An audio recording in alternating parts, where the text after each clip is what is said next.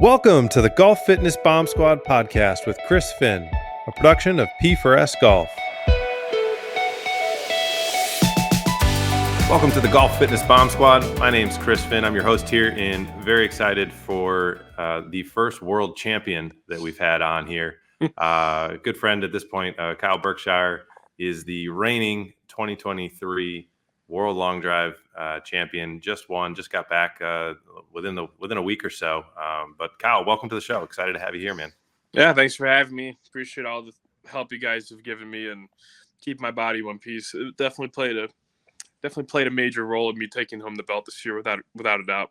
Yeah, for sure. And I think the interesting thing to me, when obviously we met a few months ago, but just kind of as I've gotten to know you and looking back, and one of the big questions that people always kind of are curious about is like how does somebody get into World Long Drive? Obviously, you were I think it was a 2-time state high school champion. You played college golf. Like at what point, how did you get here? A 3-time world champ. Like what was the journey from regular kind of junior golfer? We have a lot of juniors that listen and that train here, and like going from there to where you are now. Like what was that journey like, and kind of how'd you get there? Yeah, so I played golf for the University of North Texas, and I think a lot of it was a combination of environmental factors where I just happened to have a coach who was familiar with the long drive scene. And I also had, I happened to live 25 minutes away from Art Sellinger, who is essentially one of the pioneers of the sport, more or less, and was very involved in the long drive at that point. Mm-hmm. So I had a lot of teammates that were kind of egging me on to do it. I'd hit a couple tee shots in front of the whole team when we were in practice rounds, and they've seen my capability for distance. And I knew that, we had a TrackMan and indoors, so I could get close to 210 ball speed with my play driver without really doing any training. I worked out, but I didn't work out for golf. I worked out because I like bodybuilding.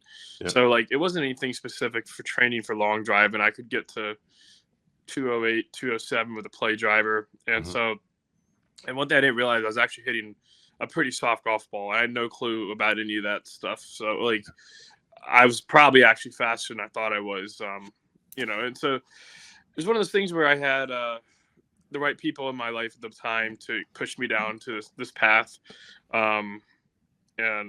So I decided to at least look into it, and Art Sellinger lived 20 minutes from me. So I literally just walked in the shop and I said, hey, how much, can I buy some of your time? And we worked something out, and I hit balls into his simulator in his shop for about an hour. And then about a week later, we went to the Trophy Club in Dallas and just hit some balls. He brought 5 or 6 different setups and some different long drive heads with him. And that was the first time I hit long drive clubs. We didn't have a monitor with us. I just hit balls, and he just wanted to see me swing. And he said he thought, I could qualify for the World Championship. And he said, I could definitely do this on a level that was pretty good. Mm-hmm. So armed with that knowledge, and I'd still never really hit into a simulator with a long drive club. I knew I was 206, 207 with the balls I've been hitting in North Texas. And I knew that would be close to competitive, maybe even competitive. So went to this qualifier in California in the beginning of 2017.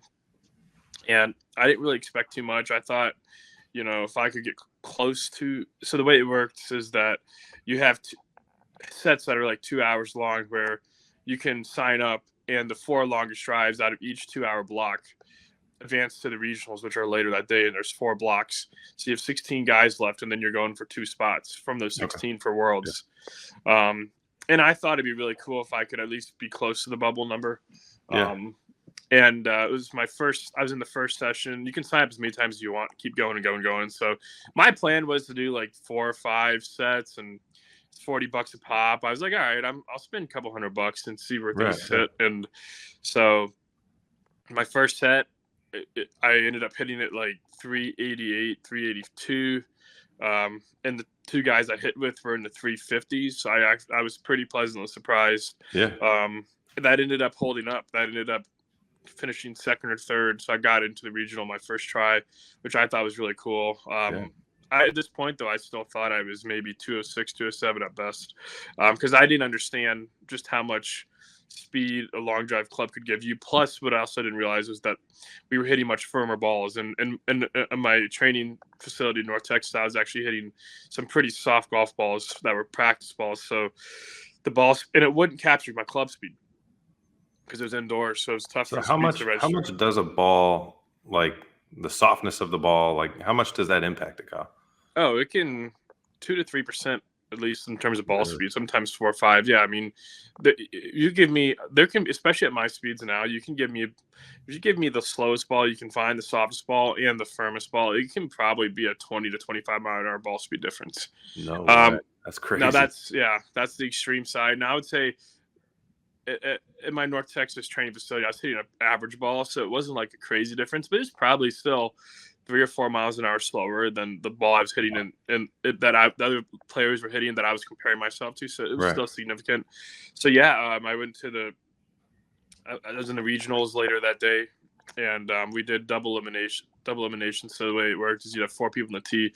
Top 2 distances would move on to winners bracket. Bottom 2 would go to losers bracket, and another loss would get you eliminated. So I actually had a situation where I made it through the first 2 sets, then finished third in one of my sets, and got sent to the loser bracket. Made it 3 more sets, and I was right before the final shootout because they gave 1 spot to the winner bracket and 1 spot to the loser bracket, and I think there were 8 people left, and it was going to be those last 2 groups would be 4 for 2, and then you'd have those 4 guys going for the last spot. And so I was the set before we would actually be hitting for that last spot, and I went OB. So I got knocked out, but I still got ranking points. And then the next day they had another one, and that was the day I hit it 474. It was a huge tailwind that day. There was a sand trap in the middle of the grid at about 415 to 430, and that's where a lot of the big balls were going. Yeah. And I hit my last ball right at the sand trap, and I was just like, well, it's probably going to land in there. And it actually carried, landed on the back, and ran out 50 yards. And that's kind of where, that's another thing where that kind of started to spur me on because people talked about that number. I mean, it was such a humongous number, Right. even with the conditions. That raised a lot of eyebrows because no one knew who I was. And it was just a totally random name putting up 474 when no one else was going over 450. And not only that, I was winning sets. And so then later in the regionals, kept going through. I finished third again in a set. Ended up being a really tough set. I didn't realize how tough this qualifier would be because I assumed it's a qualifier, can't be that tough. But what I didn't understand was that only 16 people, the top 16 from last year's Worlds and the last 5 years of world champions, were exempt. So literally every other hitter in the sport, because it was the first qualifier, wasn't exempt. So I didn't realize how loaded of qualifier this was. So, I was hitting in some very loaded sets. Yeah. And so eventually I stayed alive, and I was in the losers bracket shootout 3-for-1, and I got that spot, and I qualified. And, that was kind of, had I not qualified, that could have been a one and done for me. Because I don't know if I would have necessarily continued investing my time in the sport because of my college golf stuff and all the other things I had going on. Yeah. So, but with me being qualified for Worlds at that point, I was kind of committed at that point to at least be at the World Championship. And so I decided to compete a little bit that summer here and there when I could. Did okay. Had a couple of, I think I had 1 or 2 top 8 finishes. What I did know was I was competitive, even at the tour level with the best hitters, and that I was a very good hitter. I knew that. I knew I was definitely someone who was probably performing at a top 15 level in the sport. And so, but then I still saw myself as one of the slower guys. I really felt like I still all this time didn't really understand what my ball speed was in competition. So I always saw myself as a guy who was maybe 208 to 212, but I just felt like, oh, okay, well, my swing and my ball striking gets me through rounds. But I would always still hit these huge balls out of nowhere, and I'd be just like, well, I must be getting good bounce or flighting really well. And so the World Championships, I was still pretty unsure about what I was going to do with my career in long drive. I didn't know if this was just going to be a 1-year thing where I just kind of did this for a year and went back to golf. So, I planned for all 7 days. It's a 7-day tournament, but at the same time, especially as a I perceive myself as a good hitter, but not a great hitter. Mhm. It goes through your mind, how many days should I pack for? How many, Right. should I have a flight out on day 4 or day 5? Because Yeah. what are the chances I'm going to make it to the end of the tournament? And you don't want to spend extra money on hotel room when you've already got knocked out of a tournament you paid an entry fee for. So that was Exactly. going through my head, but I just kind of said, even if I get knocked out early, it might be still a good experience to at least watch a world championship and Yeah. watch someone win it. So yeah, I thought I could probably get to the round of 32, but I thought anything past that would be extremely tough Yeah. based on, my finishes. And, there were a lot of guys who only compete at Worlds who are great hitters. So I figured they would be tough to beat as well. So as the tournament started, I did really well in the first round, as I expected. I thought I would breeze through pretty easily. Second round, same deal. But that's when I started to notice I didn't have nearly as much problems as I thought I would. And Mhm. it really didn't feel that difficult to win sets. Yeah. And then the round of 64, that was kind of when I started thinking there might be something going on here. Because, I think I swept all 5 of my sets in round of 64 against some pretty tough hitters. And that's when I started thinking, I might be able to make a pretty deep run. There might be a career here. I wasn't even thinking that. I was just Yeah. thinking, man, I might be able to run pretty deep in this tournament. That's when my expectations shifted from top 32 would be great to, well, let's see if I can make it to TV Right. and see how far I can take this. Because match Yeah. play started in the round of 16. That's when TV started. So in the round of 32, it was Now, double elimination. had you packed enough clothes at this point? I to did. make I it this did. far? Yeah, you did I did. pack all 7. Okay. I did because Good. I still wanted to at least see the tournament Yeah. finish out and see what it was like. But the round of 32 was a double elimination match play situation where you face an opponent and the best 2 of 3 sets would advance. And if you lost, you go to the loser's bracket. And if you lost again, you'd be out. Okay. So I faced Jeff Gavin my first match. And I think I just was really nervous because it really hit me that morning because I realized if I won 2 matches, it didn't matter if I lost a couple matches. Or I guess I could only lose 1 match, but I was like, I don't even have to win everything today. I just have to win 2 matches, and I'm going to be on television in the round of 16. And I think it kind of really hit me pretty hard there because I just didn't realize how many people were getting knocked out because I just kept being so far away from the bubble that I was totally unaware of the fact that I guess I was aware, but it wasn't really hitting me. The fact that every time I made it through a round, the field was getting cut in half.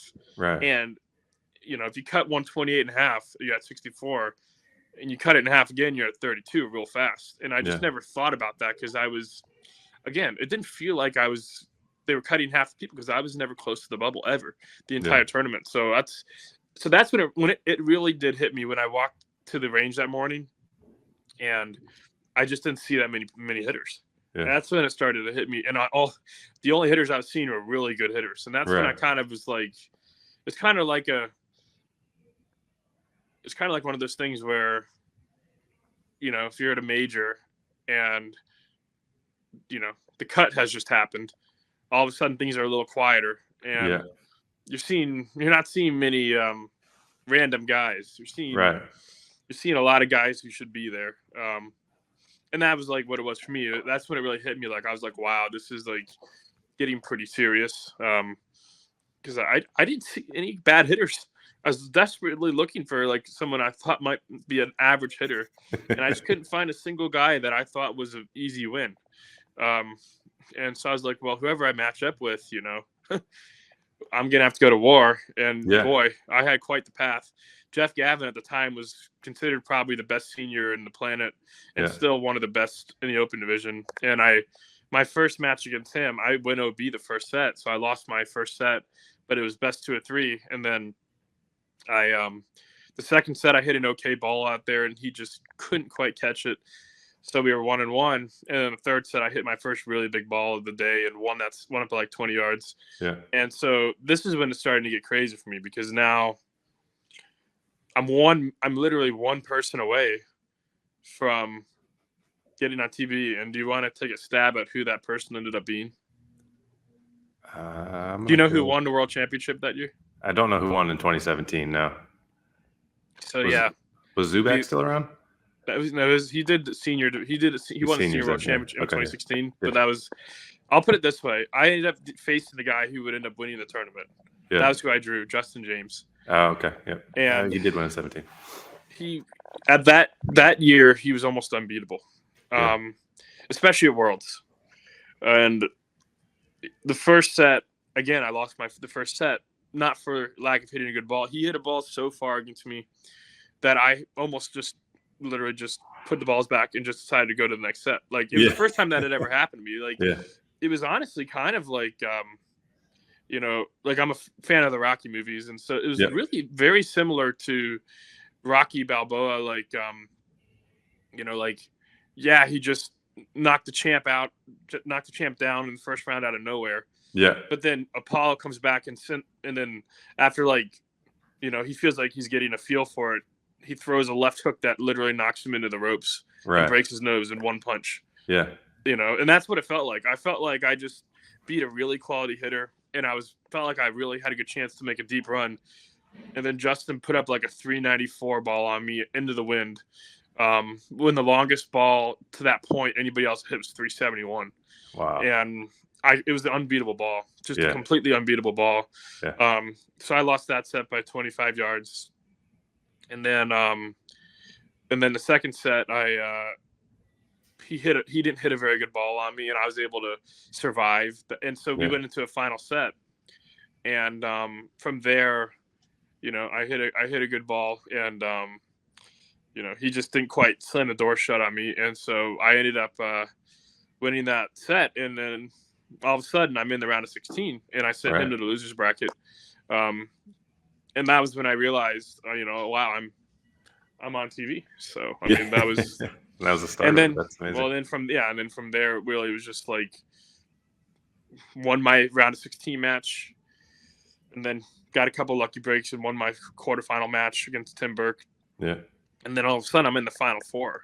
Yeah. And it was one of the craziest experiences of my life, because I just didn't really have any inkling that I would even make it past day 3, let alone make it all the way to almost the championship match. So that was. Well, this is 12 months ago. You never even swung a long drive club at this point. Yeah, I mean, it was. Yeah. I started competing 6 months before that, so it was one of those things where, it just came out of nowhere. And the big thing I actually had a lot more confidence going into the final day. I went into that final day thinking about taking the belt home, because what I realized was the first time I'd hit on the TrackMan on the telecast. Yeah. And I noticed that I was putting up 220 miles an hour ball speed, and that was when I realized I could win. Yeah. And because there were only 2 other guys that were faster, Mitch Grasson and Justin James, and I was like, if I get a little help from them, I got everybody else covered in ball speed. Yeah. So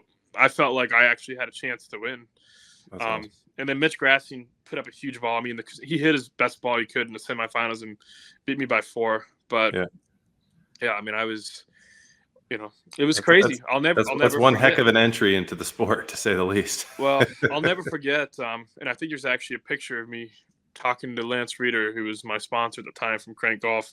And, I just came back from winning my quarterfinal match. And then the women's semifinals started, and then it was going to be a men's semifinal. So we had probably about a 15, 20-minute break between matches. And so I was the last quarterfinal match. So I remember walking back through the tunnel, and the only 3 people I see are Justin James, Mitch Grasson, and Nick Kiefer, the 3 guys still standing. And it's just like, it was the craziest experience, like just still being in the tournament. It really is like being in the last round, the last group of a major, and everybody else is, because they're teeing off ahead of you. Everybody else is off the range. It's just you, and that's what it felt like. It felt like it was just me and Tiger Woods or something. Like, I felt like I was really like, that's when it got pretty crazy for me. Was that was when I realized like I could win this tournament. And I think at that point, that's when I decided I was going to try to make it a career. Yeah. So then I think the big question that I get from a lot of people is, and obviously we've had people here at P1st Golf, they've seen you in here working out, or, people on social, and like they come up and they're like, hey, what's the difference between a long drive swing and a regular swing? And how hard was that transition? Obviously it's a longer shaft. It's, I mean, did you modify your swing? I get people ask me, it's like, hey, does Kyle swing the same way that he used to when he played regular golf? Like when you go out to the regular golf course, are you swinging the same way on the tee as you do when you're out competing on the grid? Like how does that translate? I would say I've never made any kind of purposeful change to my swing ever. And I actually do much better when I don't really think about it. I actually worked on some alignment adjustments for Worlds this year, and it got me in huge trouble right off the rip because it totally fell apart under pressure. And I hit 2 OB sets my first 4 sets, and I almost got knocked out in the first day because my alignment, it just totally screwed with my head, and it was the dumbest thing I could have done because I just almost won the last televised event. Right. Literally almost won that. So why the heck would I change anything? Exactly. So we quickly scrapped that. But no, I mean, my swing on the course is very similar to what it was in 2016 when I was a college golfer. The only difference is it's about probably 10 miles an hour faster with the same effort level. Yeah. But my swing it's changed, but not because I've made any swing changes. The swing just changes over time because your bodies change and, just things change. But I've never intentionally changed anything in my swing. All I've done is just focus on speed training, working on my body. Because I think a lot of people, they don't want to accept the fact that building speed is not an overnight thing where you can just get your arm in a little different position or change your grip a little bit and boom, the club's going to move 5-10 miles an hour faster. That's just not how it works.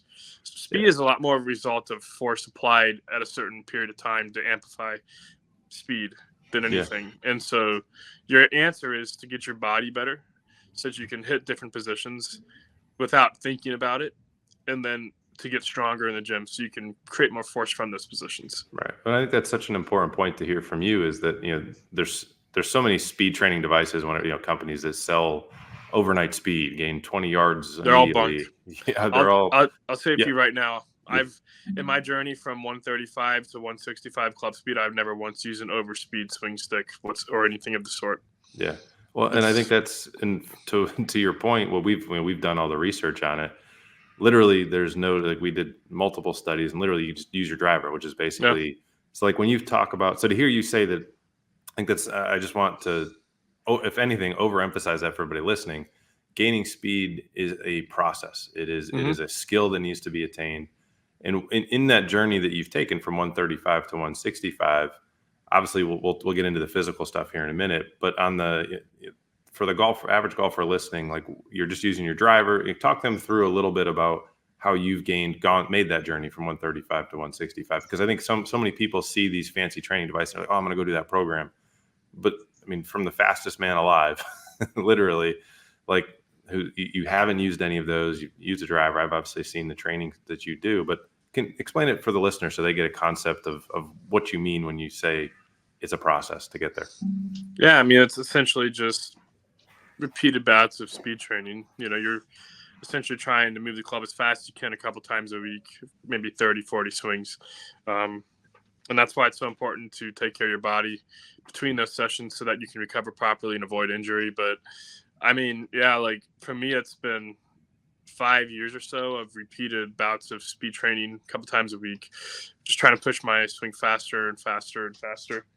And that's really been my biggest thing, is trying to do that over and over, recover, let my nervous system recover so it can fire better later the next time, and just keep trying to get one more mile an hour and then another one and then another one. And you just slowly build, like when I started, I would say my max ball speed was probably 210 and now it's 241. And like going from 210 to 2, it's like losing weight, like if you look at it as you got 100 pounds lose, it sounds pretty daunting and maybe even demotivating. But if you look at it as, say, you're 300 pounds, you want to get to 200, your goal is to get to 290. All of a sudden, it doesn't sound that bad.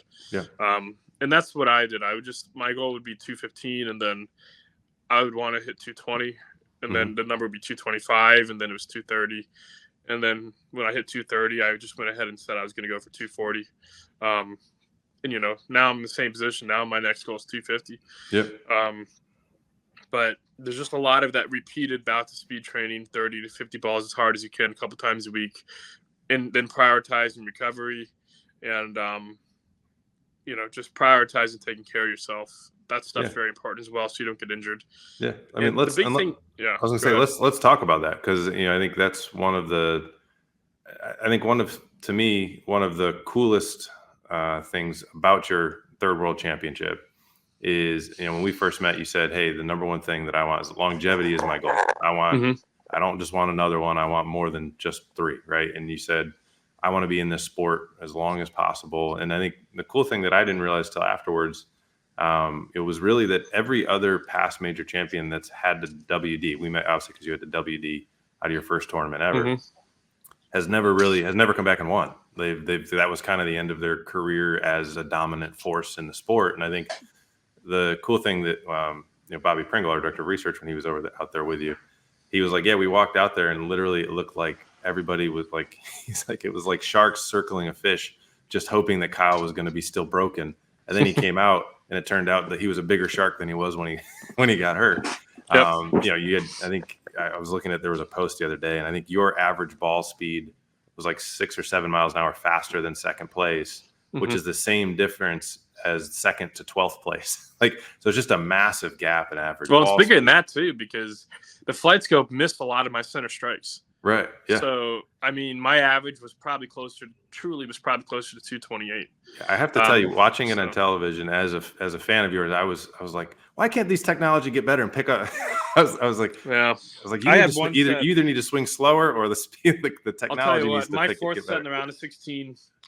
I'll tell you what, that's the set I wish they had numbers, because I hit 4 out of 5 in play, all 4 of them really, really hard. Yeah. Like, I'll put it this way, I said 5. There, you get 6 balls. That's how hard I hit it in that set. In a round of 16, that loaded, I literally just didn't even hit my last ball. I didn't need to. Yeah. Like, Colton Casto went 4-0, I think like 403 with a 221 ball. Yeah. And I had 4 balls, a 412 plus. Right. And a couple in the 420s. I would have killed to know what those ball speeds were, because every one of them I hit really hard, and not a single one of them captured. Yeah. So it's actually, that number 226 is conservative compared to what my average truly was. It was my average might have been very close to 230. The ball I hit 438, of course, was missed as well, and I think that could have been very close to 235 ball speed. Right. But because 2 balls later in that set, I hit a ball 422, so 16 yards shorter at 228 ball speed. Yeah. So, but I mean, it was cool because my body's in such a great spot. You guys did such a good job kind of keeping my oblique and every other part of my body in good order. And I think I just did a great job of managing my body so that I had my best. I felt like I'd managed myself extremely well. And like, I felt like I'd managed systemic fatigue, kept that very low as well. Yeah. So my body was just firing extremely well in that last group of 16, and also in the final 8. And I think at that point, for me, the pressure wasn't about winning. I guess it wasn't away, but like it was more like I knew I would never. It would be a very difficult pill to swallow if I had this much of an edge over everybody and I didn't win. Yeah. Exactly. So that was the pressure I felt. I was like, I don't like, when you have an edge like that over everybody else, you really, really want to come away with a win to show for it. Exactly. So now, so I think what I want to share with everybody, when you came down here after having a WD with the right oblique injury, I guess I'd be curious to hear your perspective of kind of like what it was like to go through. I mean, for us, it's kind of like it's literally another day at the office. Like, it's like, we look at the 4 different rotary centers, the shoulders, the hips, the spine. And as we were going through that, a lot of that was kind of new to you. And obviously you hadn't necessarily, like you said, you kind of were just traditionally working out kind of bodybuild stuff just because that's what you enjoyed. But as we started to get into looking at the imbalances and the differences, like what were some of the kind of, I guess, what was the experience like for you, and just sharing with the listeners kind of what that rehab process was like from, literally we were swinging, I think it was less than 100, and like you would spaz out. We'd have to, have to get it to release. And, so what was that experience like in terms of the different type of approach that we took as opposed to just, traditional bodybuilding, which a lot of people are familiar with? Yeah. I mean, essentially what had happened is I had an extremely great looking car with an engine that wasn't running well. essentially, like I looked great on the outside. I felt functional, You had a but flat left tire, so you're overusing the right yeah, ones. yeah. So I mean, essentially, I was honestly, I was fortunate I got injured the way I did, but I was convinced I tore something. Like Yeah, somehow the MRI came back showing no tears, and that yeah, was even more mystifying. But I was probably on the road to tearing something really bad if yeah, I didn't start working with you guys, because like I think my body was just, it was kind of starting to reject speed I was creating, because I hadn't actually taken the time to like create the body that can handle that kind of speed. So a lot of needling to get some knots to release, which was pretty painful. Um, and then a lot of loaded mobility work to activate different muscles. I had a issue with my left trap where it would spasm if I pulled from yeah, something stretched up, yeah, and a needling took care of that almost overnight. I yeah, still have to have it needled every couple of weeks so that it doesn't come back. yeah, But it was just the overall understanding of my body and my structure, and like understanding how muscles worked in the swing. And what I noticed is as we kept working, I got a lot of depth in my swing back, and that mhm, increased lag and increased swing depth allowed me to gain a tremendous amount of speed, and my speed exploded. yeah, I mean, like I when I set the ball speed record, I had more in the tank. That and, mhm, and, and I literally set it on a day I hadn't planned to. And I don't think people understand, when we do ball speed records and we set them, these are planned weeks in advance. yeah, We eat a certain way leading into it. We sleep a certain way. We pick a certain time and place. We do all of this stuff to peak our bodies for that one swing. And I hadn't done a speed session in my entire time since that injury. yeah, And to go 241 off the rip just in a random spot, just because I decided to, and I have more in the tank than that. So understanding and addressing the weak points of my body and allowing them to loosen up and to get me a more depth in my swing and more power in the right spots has caused my speed to jump by probably 3 miles an hour club speed. Um, and that, and because I was at a speed the reason I was so upset about my injury was because I finally was moving the ball pretty good. yeah, And then I got injured. And so, I didn't know if I'd ever get back to that speed again. So having those things addressed not only got me back to that point, but I actually built speed beyond that too. So, yeah. that was a big thing. Yeah, I think for me, it was really interesting, and I was excited that we found it when we did. As much as I don't wish injury on anybody, I'm Mm-hmm. actually, to your point, I'm glad you got Yeah. injured when you did and that you came here, because I think one of the other things that went unaddressed was that left hand that you had fractured, obviously, Mm-hmm. and you were back. I mean, the rate of return after that injury was remarkable. Yeah. But because you did that, unfortunately, the grip strength on that hand, I think it was close to half of on your right side, and so Mm-hmm. And and I had that wrist problem come back when I exactly, did recover. yep, And the funny thing about it was the oblique was what we were always had our eye on, and it yep, actually quickly flipped from, the oblique thing. When I started hitting again, the left wrist became extremely painful, and that yep, was the problem. And we addressed that, and it was amazing how fast we were able to pivot to address different parts of my body. yep, And I just distinctly remember the first couple of days, yeah, I felt the oblique a slight bit, yep, but what I distinctly remember, because going into the tournament, it was the first two I was going to be hitting on day one, had day two off, hitting on day three, then day four, Saturday was the big day because you had the round of 32 and then right, the round of 16. yep, So my goal was to get through the first 3 days with hitting less than 100 swings and just try to hang in there. yep, And my expectation was by the round of 16 being done, I'd feel pretty banged up. yeah, And I couldn't believe the fact that I didn't feel anything at all. yeah, And I remember getting loose for the round of 16. I was like, I couldn't believe. It was the first time in 3 or 4 years where I truly felt like I couldn't point to a single thing having pain yeah, at all. And then the final 8, it's the same way. Like I just felt like I had absolutely pain or injuries, or it wasn't even on my mind. Like I had absolutely no issues anywhere. And that was very different from the first time probably since 2019 Yeah. that I showed up to a world championship and I really felt like that late in the tournament, and it Yeah. definitely helped me out. That's awesome. Yeah, and I think that's, for everybody listening, what Kyle experienced at the highest of high levels is actually super common in all golfers. Where you came to us, hey, I got a rib, I got an oblique injury or something wrong with my rib, and we address that. But then ultimately, what we find is that's just the symptom that actually took you down. And we Yeah. say it with golfers all the time, like they'll be like, "Oh, I got a back injury." Well, no, it's probably we look and well, it's your hip doesn't move, your shoulder doesn't move, right?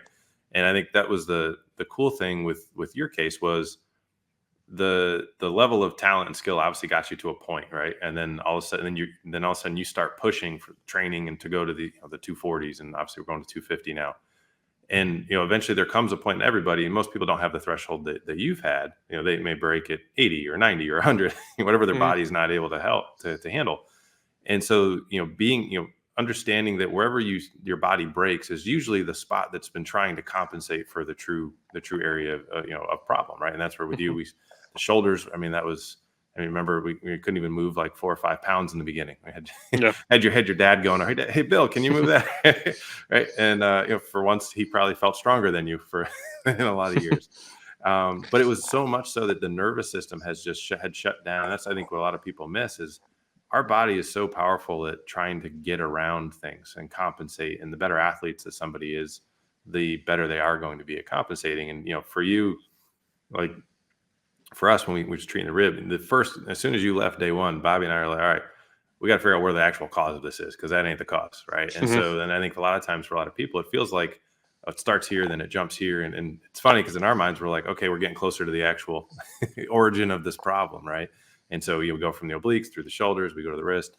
And I think that's what I'm most excited about for the offseason here, coming up for, as we prep for hopefully another world championship Mhm. and 250, wherever we're going, is that we get you to the point where you feel as good as you did at the world long drive championships, all year, right? Yeah. There's going to be bumps along the way that happen, but I think the key for every golfer, and particularly when it's your profession, is understanding your body as well as you understand your swing and the technology and all the data and the physics, particularly in long drive, right? So that exactly where you need to look and exactly what you need to do to be successful. So that level of prep that you talk about, that leading up to a ball speed try that you didn't do, you just kind of felt it, you went with it. Yeah. But typically, I mean, it's that dialed in, and that's the exciting thing for us, I think, for 2024, is we actually have a ramp up period where we can get in through that and and doing that. But as you look at kind of where you are physically as you're getting older, what do you see? When you say longevity, I always love asking this question. Like, what does longevity mean to you? Like, for some guys that we talk to, it means just being able to play a couple days in a row and not hurt. There's lots of different layers of it. But what does longevity mean to you? Well, I almost become the youngest to win a world championship in the history of the sport. I missed it by 2 matches. I had one shot to do it, and that was 2017. I think I think I was the second youngest to win a world championship in the history of the sport. And it'd be really cool to also be the oldest to ever win a world championship. And currently, Sean Pfister holds that record at 43 years and about a couple hundred days. So Yeah. I would love to win a world championship after that age. So Yeah. that would be kind of my goal. Yeah. Cool. Yeah. And I think that's, I think the key is going to be, we've talked about it as, Mhm. in your teens and like early 20s, you can kind of get away with a lot of stuff. As we start getting, to our mid 20s, so as Will Zalatoris, is, stuff changes in your anatomy as we get into kind of mid 20s and then 30s and beyond. And, understanding that we have the rotary capabilities, in the hips and the shoulders and the spine and the neck, and then obviously have the strength to support it, is absolutely key. And obviously with the speeds that we're going at, your levels of need are going to be a little higher than the average golfer. But Mhm.